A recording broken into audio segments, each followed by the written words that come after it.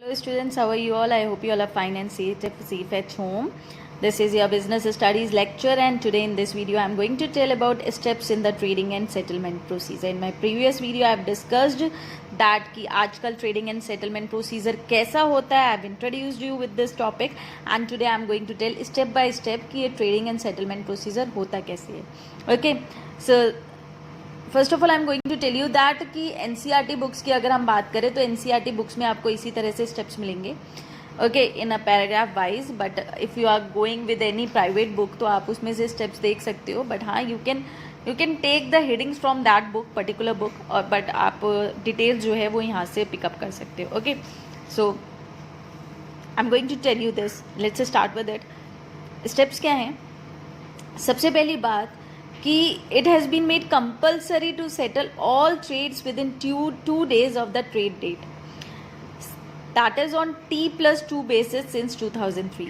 2003 से जितने भी ट्रेडिंग होती हैं उनका सेटलमेंट कंपलसरी हो गया है कि कोई भी इन्वेस्टर हो उसको विद इन 2 days करना ही करना है सेटलमेंट. ओके, तो विद इन 2 days. तो इसको किस तरह से लिखा जाता है? लैंग्वेज क्या है, बिजनेस लैंग्वेज क्या है शेयर मार्केट की?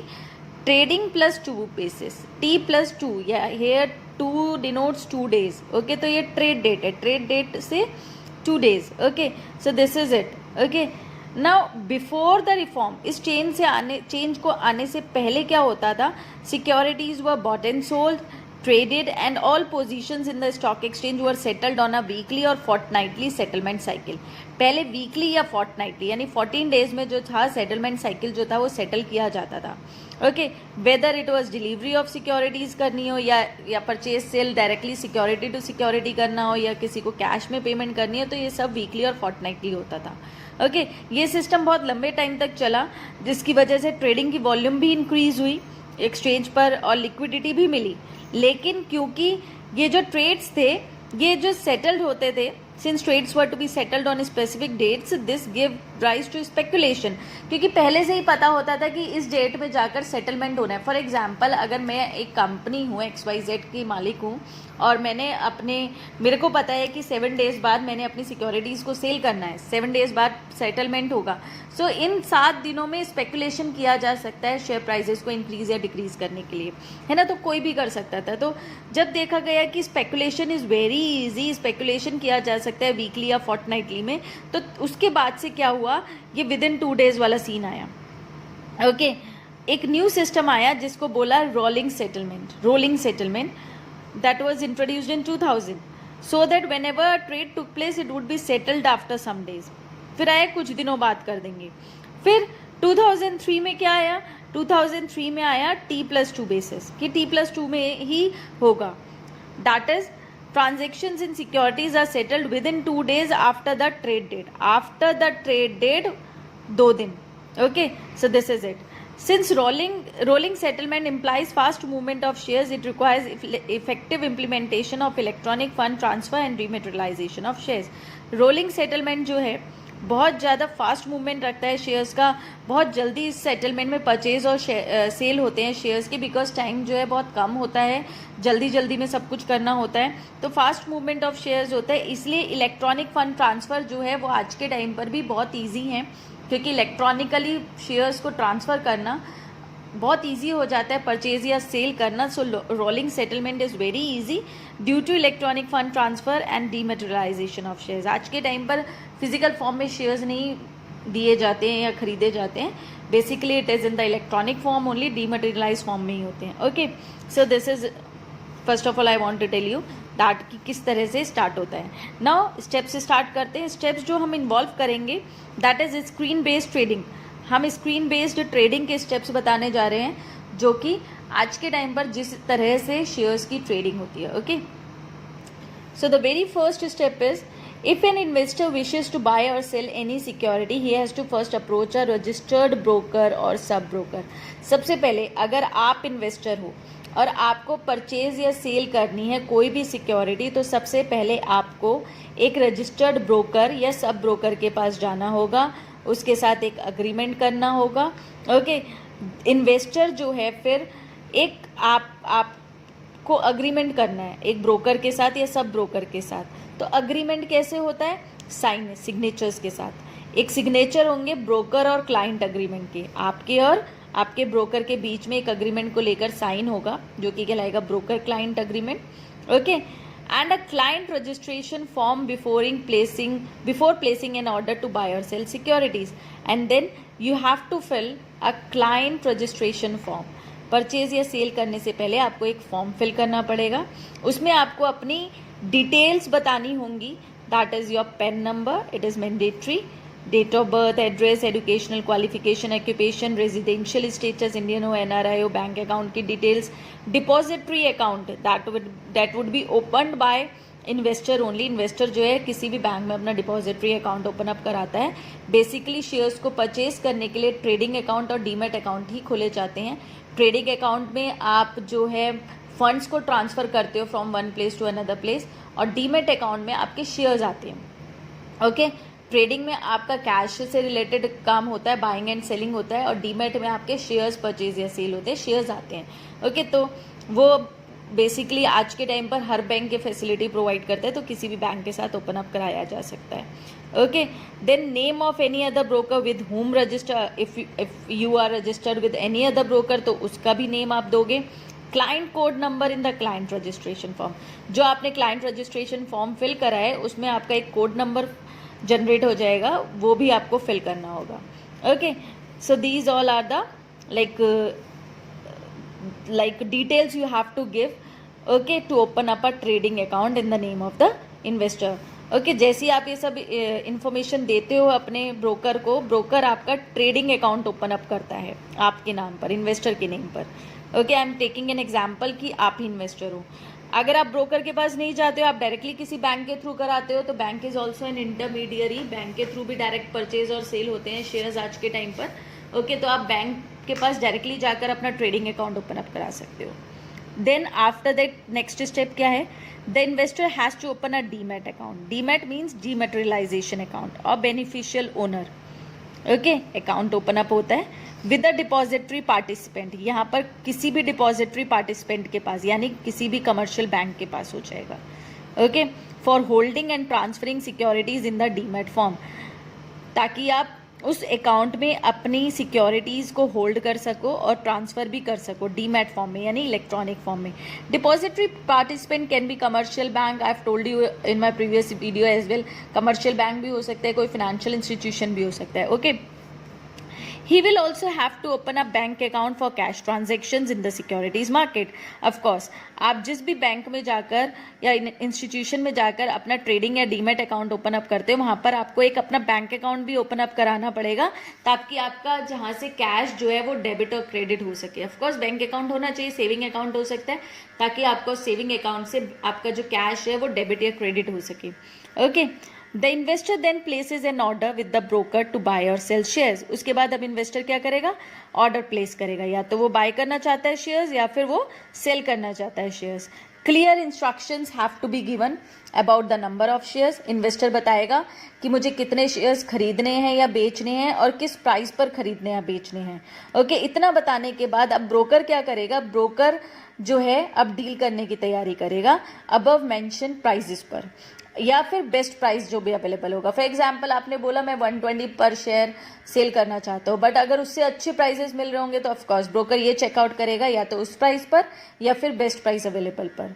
और जैसे ही उसको पता चल जाता है कि ओके ठीक है, कोई प्राइस जो है डीलिंग होने वाली है, तो ब्रोकर क्या करेगा?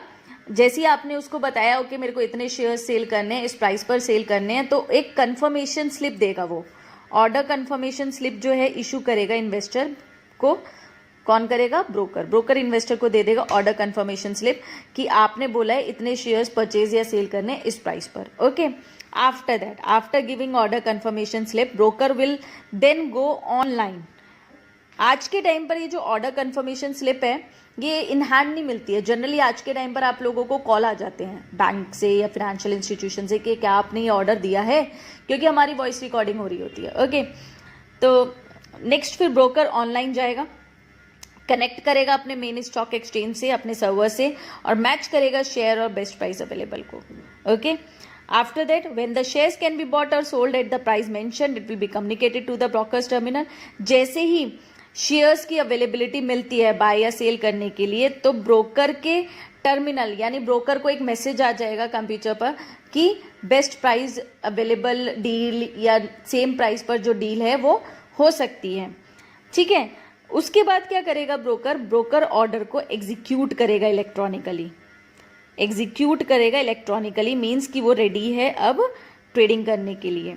अब broker will issue a trade confirmation slip. वो ट्रेड कंफर्मेशन स्लिप इशू करेगा कि देख लो ट्रेडिंग होने वाली है, this is the trade confirmation slip. Okay, trading execute हो चुकी है, अब आप मना नहीं कर सकते हो। After the trade has been executed within 24 hours the broker issues a contract note. Within 24 hours trade होने के बाद ब्रोकर जो है इशू करेगा एक कॉन्ट्रैक्ट नोट। अब ये नोट क्या है? This note contains detail of the number of shares bot और सोल्ड, जिसमें लिखा होगा कि शेयर सेल या परचेज कितने हुए हैं, कितने प्राइस पर हुए हैं, डेट और टाइम क्या थी डील की, और ब्रोकरेज चार्जेस कितने हैं, क्योंकि ब्रोकर तो आपसे ब्रोकरेज चार्जेस लेगा, कमीशन लेगा अपना, है ना। और वो जब सब कुछ हो जाएगा तो वो एक कॉन्ट्रैक्ट नोट इशू कर देगा। This is an important document. Contract note is an important document as it is legally enforceable. Legally enforceable means कि जो लीगली कोर्ट के सामने पेश किया जा सकता है। And helps to settle disputes और claims between the investor and the broker. और अगर कहीं पर डिस्प्यूट हो जाती है या क्लेम कर देता है कोई भी एक दूसरे पर, तो वहाँ पर ये लॉ के सामने, कोर्ट के सामने जो है एज एन एविडेंस जो है वो प्रेजेंट किया जा सकता है। A unique order code number is assigned to each transaction by the stock exchange. जब एक कॉन्ट्रैक्ट नोट आता है, ओके, जब लीगली कह लो परचेज या सेल होती है शेयर्स की, तो स्टॉक एक्सचेंज एक यूनिक ऑर्डर कोड नंबर जो है असाइन करता है हर ट्रांजेक्शन को।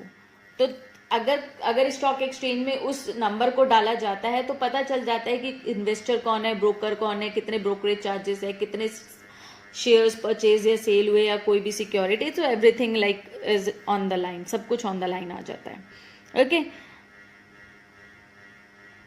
तो ये जो नंबर होता है या कॉन्ट्रैक्ट नोट पर ही प्रिंटेड होता है। Okay, now the investor has to deliver the shares sold और pay cash for the shares bought. अब अगर इन्वेस्टर ने शेयर्स सेल करे हैं तो उसे कैश मिल जाएगा, अगर उसने खरीदे हैं तो उसे पे करना पड़ेगा। ऑफ कोर्स डीलिंग हो गई, आफ्टर दैट काम ही कैश का है। This should be done immediately after receiving the contract note और before the day when the broker shall make payment. अब ये कॉन्ट्रैक्ट नोट मिलने के तुरंत बाद ही करे इन्वेस्टर, या एक दिन पहले भी कर सकता है ब्रोकर को, क्योंकि ब्रोकर पेमेंट करेगा। और delivery of shares to the exchange, this is called the pay in day. This is called the pay in day. Pay in day मतलब सेम डे में पेमेंट कर दी। ओके, सो कैश अब दे दिया गया है। Cash is paid on securities are delivered on pay in day. Cash जब पे किया जाता है सिक्योरिटीज पर बेसिकली, तो उसे हम कहते हैं पे इन डे, कि जिस दिन पे इन करा है, जिस दिन पेमेंट हुई है, उस डे को बोला जाता है पे in day, which is before the T+2 day, जो कि सेटलमेंट होने से पहले की डेट होती है ना। हमने बोला ना सेटलमेंट T+2 डेज में हो जानी चाहिए, तो T+2 डे से पहले पे इन डे यानी कैश जो है वो पे हो जाना चाहिए। As the deal has to be settled, क्योंकि 2 दिन बाद डील सेटल होनी है, फाइनलाइज होनी है, तो पेमेंट उससे पहले ही ले ली जाएगी। यानी अगर आपने बैंक को बोला कि मुझे शेयर्स परचेज करने हैं, तो आज ही आपके अकाउंट से मनी डिडक्ट हो जाएगा। फाइनल होते ही फोन आएगा, कितने शेयर्स इस प्राइस पर, आप बोलोगे हाँ मुझे इतने शेयर्स खरीदने हैं, ऐसा करना है वैसा करना है, तो आपके कैश जो है आपके बैंक अकाउंट से आज ही जो है डेबिट हो जाएगा। ठीक है, आज ही डेबिट हो जाएगा, आज ही डेबिट हो जाएगा। और फिर 2 दिन बाद शेयर्स, 2 दिन के अंदर शेयर्स जो है डीमैट फॉर्म में आपके डीमैट अकाउंट में आ जाएंगे। सेम डे में नहीं आएंगे, विद इन 2 डेज आ सकते, कभी भी आ सकते, सेम डे, नेक्स्ट डे, और विद इन 2 डेज में आ जाएंगे। ओके, कहने का मतलब ये है। तो settlement cycle is on T+2 day on a rolling settlement basis. Rolling settlement basis यही कि फास्ट मूवमेंट ऑफ शेयर्स होना चाहिए। On the T+2 day the exchange will deliver the share और make payment to the broker. T+2 day में आपके पास shares की delivery हो जाएगी, या फिर अगर पेमेंट करनी है तो पेमेंट हो जाएगी। This is called the pay out day. जिस दिन शेयर्स आ गए, आपने पे इन डे में कैश दिया, जिस दिन शेयर्स आपके पास डीमेट फॉर्म में आ गए वो कहलाएगा pay out day. Okay, the broker then has to make payment to the investor within 24 hours of the pay out day. अब ब्रोकर को पेमेंट करनी है, आपने तो ब्रोकर को कर दी. अब ब्रोकर क्या करेगा, ब्रोकर इन्वेस्टर को करेगा. जैसे ही शेयर्स आएंगे तो शेयर्स आने के 24 घंटे के अंदर अंदर अब ब्रोकर दूसरे को पेमेंट दे देगा. ठीक है, since he has already received payment from the exchange. और अगर वहां से आ रहा है पैसा तो वो एक्सचेंज ब्रोकर को देगा, ब्रोकर इन्वेस्टर को दे देगा. Opposite will happen. Next step क्या है, the broker can make delivery of shares in demat form directly to the investor's demat account. Broker के अकाउंट में डीमेट फॉर्म में आएंगे शेयर्स, ब्रोकर क्या करेगा, इन्वेस्टर के डीमेट अकाउंट में ट्रांसफर करेगा. Investor has to give details of his demat account. Of course broker को अपने डीमेट अकाउंट की डिटेल्स देनी पड़ेंगी, अपने डिपॉजिटरी पार्टिसिपेंट को बताना पड़ेगा कि मेरे डीमेट फॉर्म में शेयर्स आएंगे, so that delivery of securities directly हो सके उसके खुद के बेनिफिशियल ओनर अकाउंट में, उसके डीमेट अकाउंट में डायरेक्टली हो सके. आज के टाइम पर ब्रोकर और डिपॉजिटरी पार्टिसिपेंट जो हैं वो सेम हो चुके हैं. आज के टाइम पर अगर आप बैंक के थ्रू परचेज करते हो, फाइनेंशियल इंस्टीट्यूशन के थ्रू परचेज करते हो, तो बैंक ही या फाइनेंशियल इंस्टीट्यूशन ही ब्रोकर है ना. They are charging brokerage only. And if you are going to the broker, आपके लोकेलिटी में या आपके आसपास कोई ब्रोकर है, आप उसके पास जाते हो, तब भी ब्रोकर आपसे किसी न किसी डिपॉजिटरी पार्टिसिपेंट के पास आपका डीमेट अकाउंट, ट्रेडिंग अकाउंट और एक आपका सेविंग अकाउंट ओपन अप कराएगा ही कराएगा. बिकॉज जो आपके डीमेट अकाउंट में शेयर्स आएंगे वो आपके किसी न किसी डिपॉजिटरी पार्टिसिपेंट के पास ही आएंगे. तो इट कुड बी लाइक कि आप ब्रोकर के थ्रू जा रहे हो डिपॉजिटरी पार्टिसिपेंट के पास, या फिर आपका डिपॉजिटरी पार्टिसिपेंट ही डायरेक्टली आप उसके पास गए और वही आपका ब्रोकर है. So it totally depends on you. Okay, so this is the basically procedure for trading and settlement of any of the security, and I hope you understood this. Thank you students and have a nice day.